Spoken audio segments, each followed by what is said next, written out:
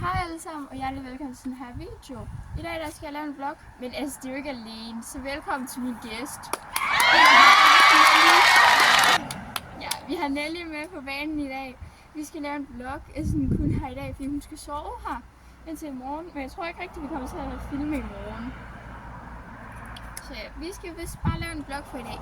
Så jeg tænker bare, at vi skal komme i gang. Ja, og vi ved ikke, hvor spændende den her vlog bliver, fordi vi har ingen idéer om, hvad vi skal lave. Overhovedet ikke. Så ja, vi må bare se, hvad der sker. Kan nu mig og Nelly komme over på trampolinen? Ja, vi vil prøve at hoppe lidt, selvom det er småt drøber en lille smule. Da du sagde drøber, så ramte der mange drøber på mig. Okay, det er virkelig... jeg ved sgu ikke, hvad det er. Hvis det begynder at regne mere, så løber jeg indenfor. Altså, hvis man ikke engang se os, når vi er derovre, så man ikke engang kan se dig.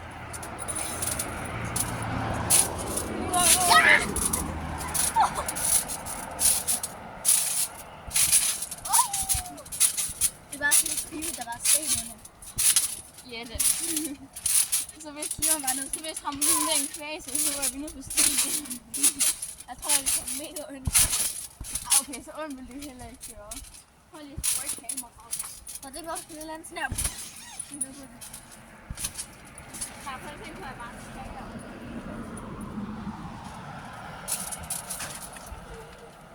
Man kan overhovedet ikke se noget sådan.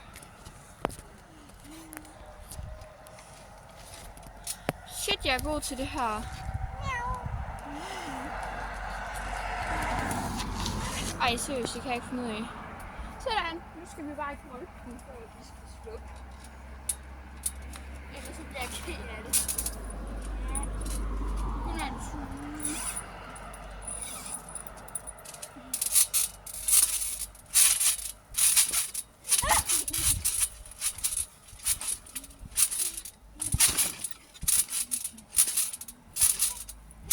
Okay, og så er den der, hvor det står med hænderne challenge. Jeg skal bare lige have min t-shirt. Den der, hvor det står med hænder, sådan se, hvor der kan gå på, hvem der kan gå mest på hænder. Det var fordi du sagde, at stå på den side. Hold bare sådan en. Okay, skal jeg starte? Ja. Og min rekord sidste gang var 7.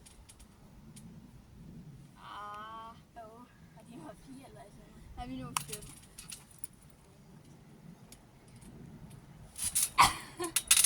Hvad var det så?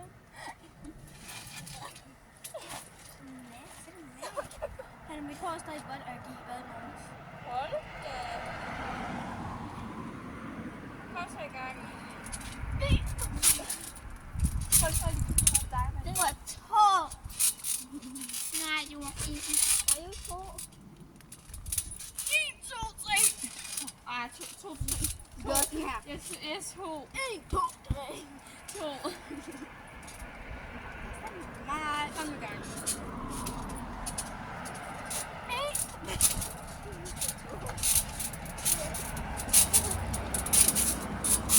Okay, jeg tror lige, jeg prøver at lave sådan en kort.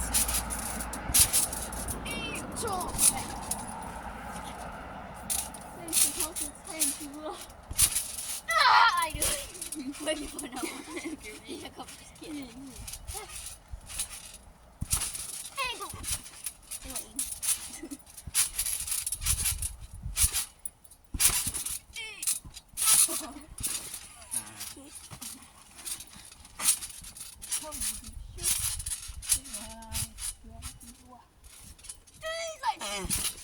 Nej.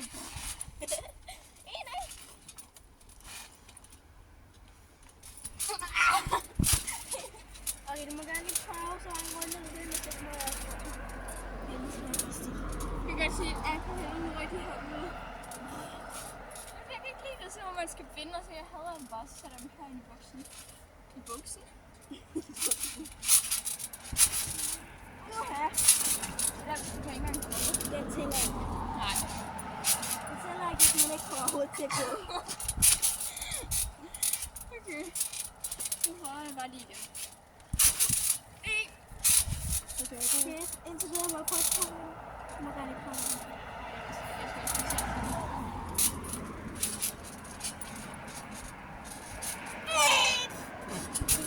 en sige.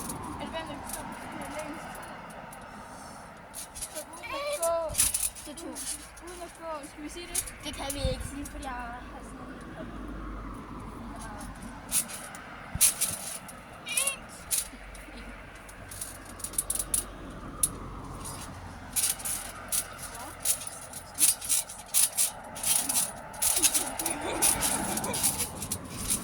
Jeg tror, at vi har hoppet på trampolinen.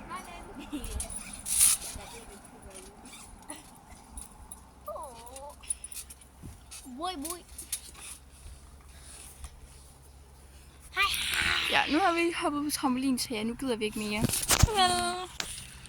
Nu der laver mig Nelly ikke så meget, bortset fra at vi bare sidder og laver nogle sjove videoer og sidder og slapper af. Ja. Og klokken den er 2 minutter over 4. Altså det er ikke så meget godt. 4 minutter over 4. Så ja, vi venter egentlig bare på, at vi skal tage ud af døren, fordi vi skal ud og spise på en eller anden restaurant. I Herningcenteret. Der skal vi ud og spise. Så det glæder vi os meget til. Hvis vi husker det, så kommer der sådan nogle små clips af, hvad for noget mad vi skal have at spise. Sådan på vores tallerken, ikke sådan dernede. Det er sådan lidt underligt. Nå, men vi ses, når vi skal tage ud af døren. Så skal vi tage at køre. Som I nok har bemærket, så kom der ikke nogen videoer fra maden eller noget som helst inde i Herningcenteret. På grund af, at der skete simpelthen det. Der var alt for mange mennesker. Og så ville vi heller ikke sådan filme, på grund af, at I kunne alligevel ikke kunne høre, hvad vi sagde. På grund af virkelig mange mennesker. Meget larm og sådan noget. Ja. Så det var ikke lige så sjovt. Men Så var det så træls for jer, fordi så kunne jeg bare høre nogen, der snakkede. Men ja, vi fik sådan lidt forskellige, vi taste-testede og sådan noget. Men vi filmede det ikke bare sådan for os selv. Men ja, det var vel bare det. Og så fik vi sådan nogle pomfritter og sådan nogle små kyllingestykker at spise. Indbagt kylling, tror jeg bare. Det var mega godt. Ja. Og så fik vi også noget salat. Så vi kan godt anbefale den restaurant. Ja, kineserrestaurant. Ja. Det kan jeg ikke huske, hvad den hedder, men det var sådan en kineserrestaurant. Skal vi lige snakke om det der fjordtoilet der? Nelly, vi siden Herningcenteret, på grund af, at vi ville ikke gå på toilet der, fordi det stank virkelig. Og så kom vi så hjem og gør. Så vi sad bare hele turen sådan. Og når vi kommer hjem og gør, så havde vi aftalt, at hun skulle på toilet først. Så sådan, står jeg sådan spærre ved døren, sådan, for at hun ikke kan komme ind.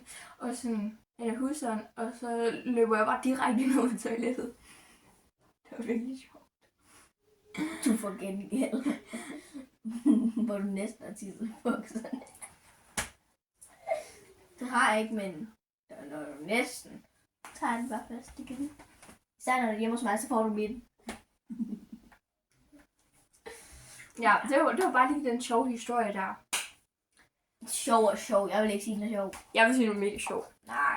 Okay, ja, mig og Nelly, vi har ikke rigtig lavet noget, siden vi kom hjem. Bortset fra, at vi egentlig bare sådan, ja, lidt med telefonen og været udenfor lidt. Sådan Ja, og nu er klokken 20:42. Så ja, vi ved ikke, hvor meget vi kommer til at filme mere i dag, men vi prøver at vente og se, hvad der sker. Ja. Så det er vel bare så det. klokken er snart 9, men det er jo fordi, det er sent på til, når vi skal se. Ja. Sent. Ja. Altså, Og ja, så ja, nu må vi se, hvad der sker. og hvis der sker noget fedt, så viser vi det selvfølgelig. Selvfølgelig. Okay, mig og Nelly er på vej i seng. Vi er mega trætte. Hvad er klokken? Den er 1:15 om natten. Vi er mega trætte.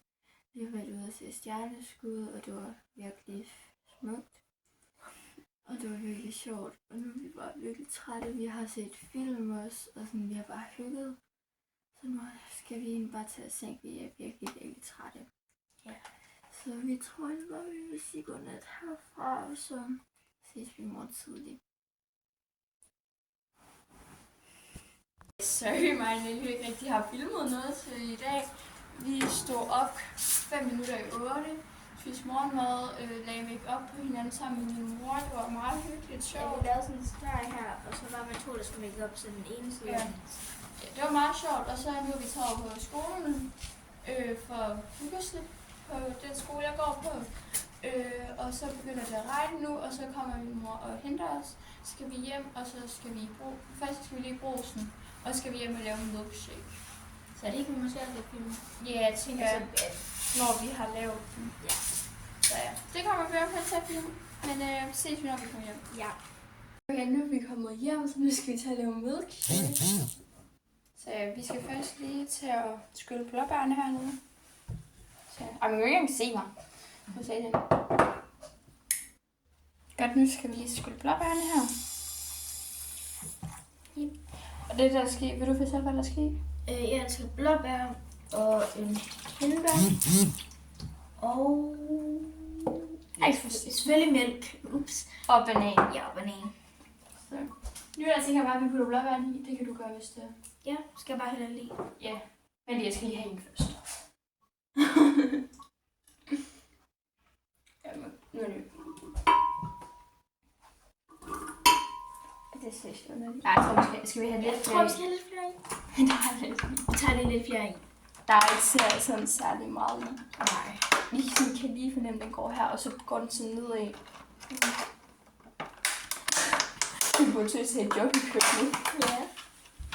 Ej, man kunne have sådan en butik, hvor man kunne komme ud af jeres have og sige, hvad for en milkshake vil I have? Nej. Uha. Er det her ikke bare sådan cirka noget? Pille. Og der er ingen stilke på. Det Hvis I laver det samme som os, så skal der ikke være stilke på. Ikke i blåbærne. Nej. Og så de skal også, hvis de rynker, så skal vi heller ikke bruge dem. Så ja, vi skyller dem lige igen. Man kan ikke engang se mit ansigt. Men det er sæt kameraet bagud. Det. Du står også meget tættere på nu, jo. Så du ikke taber hende igen. Det var kun en, jeg tabte. Ja, der vil jeg sige også. Pas på, at du ikke taber én. Okay, nu er det hindbærne. Den der. Herovre. Skal bare.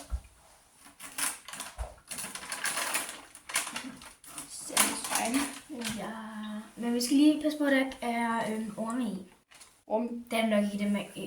Det er fordi, hvis man har nogen i haven, eller noget, så kan det godt være orme i. Men jeg tror ikke, der kan være det med. Vi kigger bare lige ind i. Ja. Og hvis du er på haven, så altid tjekke, om der er nogen orme. Fordi der var et tidspunkt, jeg også fik en på haven, og der var der nogen orme i. Jeg tror ikke, vi skal have den her. Hvad? Ind i den der.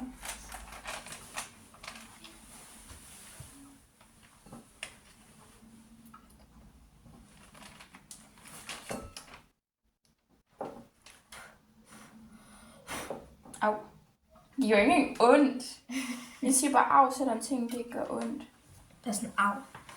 Og så når vi er færdige med at lave den her, så skal vi lige selvfølgelig rate den. Rate den. Og så siger han, det er noget, der kan anbefales.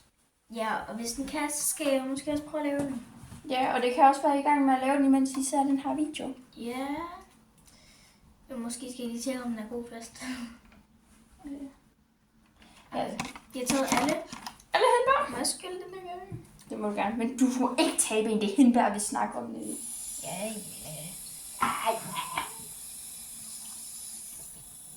Stop.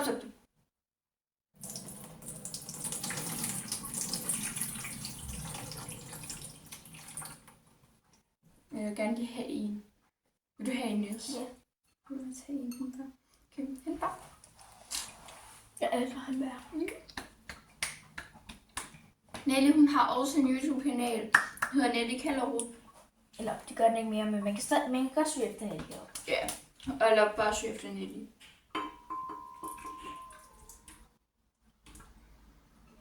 Ja.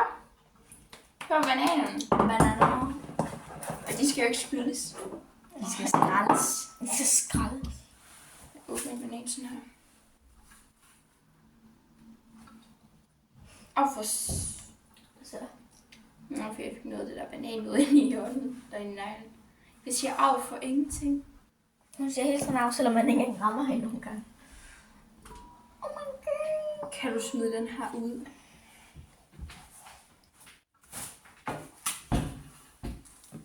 Ej, vi kunne have vandmelon i. Jeg tror ikke, det vil smage særlig godt. Ej, Ikke vandmelon.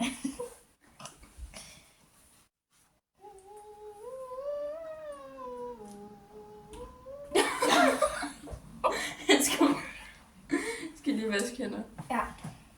Ja. Skal du smide den ud? Skal mælk i? Hold vent, først, jeg tror, inden du lige på mælk, skal jeg lige spørge min mor, hvor meget vi skal have lige. Ja, så vi pauser lige. Okay, vi har fundet ud af, hvor meget mælk vi sådan skal på de. Skal jeg bare gøre det? Ja.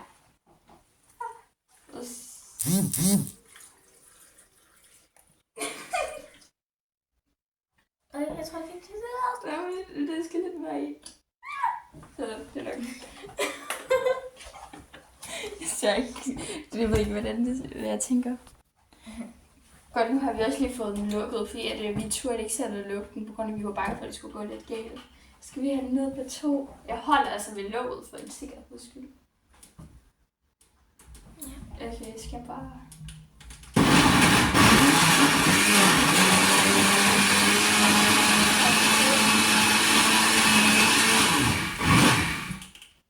Ja, er det ikke sådan cirka nok? Ej, jeg tror, der skal lidt mere i. Jeg tror, jeg skal blandes lidt. Ej, jeg synes bare sådan en plumper i.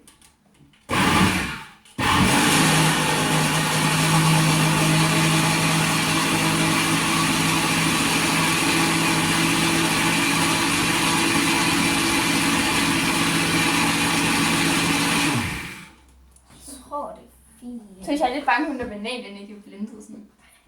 Jeg synes bare, klumper ind i. Okay, nu skal vi så smage den. Så jeg åbner den. Det er lidt svært. Der. Vi skal have 4 glasfrø, og mine forældre, de skal også smage. Jeg tænker, vi tager bare små. Vi skal have sugerøn ind. Ja, vi skal sugerør. Hvor er der sugerør henne?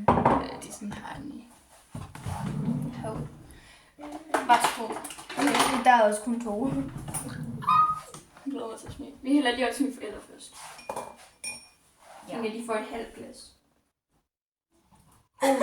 Okay, jeg tror det.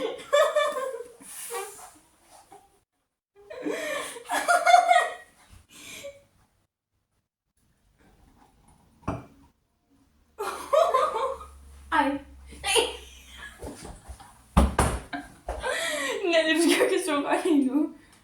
Du satan. Så hælder vi op til os. Jeg tror ikke, min lillebror vil smage, eller smager bare min mor for os. Ja, og så cirka lige meget. Ja. Okay, jeg hælder lige lidt mere op til mine forældre. Så tager vi sut. Jeg vil sætte på tagten. Den i vasken. Okay, så putter vi dem i. Okay. Jeg tør næsten ikke at smage. Jeg tør, fordi jeg føler godt, det kan være noget, der smager godt. Okay, der er en lille smule. Ej, nej, vi skal have noget tørre. Jeg har en bare på hånden lige nu. Skynd dig. Jeg skal dig. Yes. Her, tast selv. Ja, nu har jeg skal tørre. Altså, skal vi lige snakke om den der make-up der? Den der, vi lavede på min mor, den var så mega smuk. Jeg gik lige helt med det. Jeg tror ikke, at hun selv var enig. Jeg vil gerne have den her. Okay, så her. 3, 2, 1.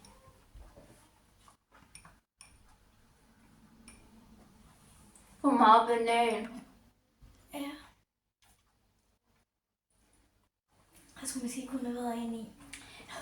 For satan, mand.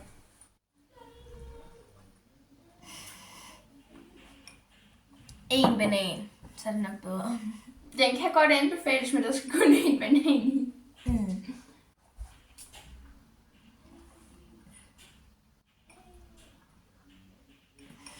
Jeg ved ikke, hvad jeg synes om den. Jeg ved ikke, om jeg synes, den er forfærdelig eller god. Altså, den er ikke forfærdelig. Den er ikke dårlig. Den er heller ikke god. Der skulle være en banan i.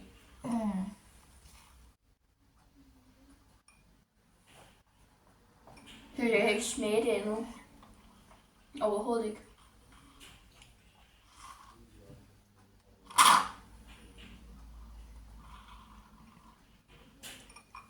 Måske lidt mere hindbær også. Nu havde vi kun én pakke. Altså, kan anbefales, men der er kun én banan i. Og måske lidt mere... Hindbær. Ja, okay. Hvad vil du rate den til? Det ved jeg faktisk ikke helt. 5 ud af 10. Sådan midt imellem. Du har aldrig fået drukket det hele.